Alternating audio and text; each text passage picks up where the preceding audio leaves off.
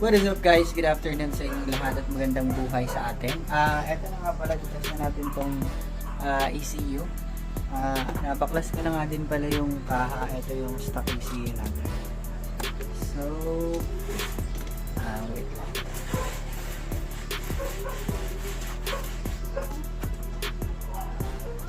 Ayun.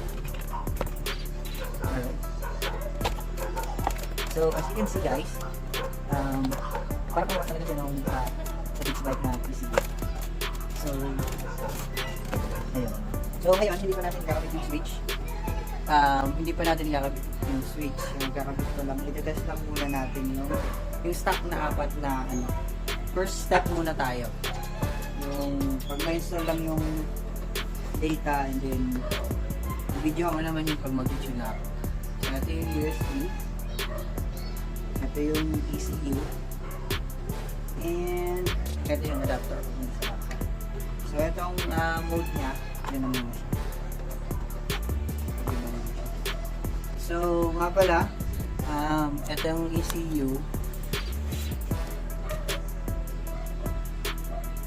Ito na. So, madali lang naman baklasin to. So, didinan nyo lang to. Tapos tutulak nyo ito. Ayan. So, ito na siya. Baklas na yung stock. Alright? Yung sinasabi kong sakto, ito yung sinasabi ko dun sa isang video ko. Ito yung stock niya. So, itong rubber yung sinasabi ko sana magsakto. Na katulad na ito. Lalagay dito. Para, ay kasi hindi. Kasi meron sa QR code. Pero, kasi natin.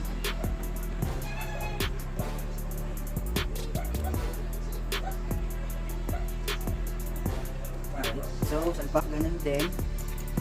May guide naman yan siya. Kung paano i-sabit.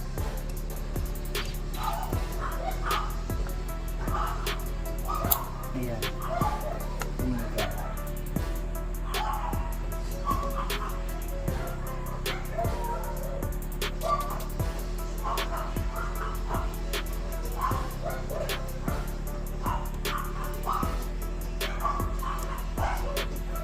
Alright, hindi muna natin siya papasok. Dito muna siya para matest ko natin.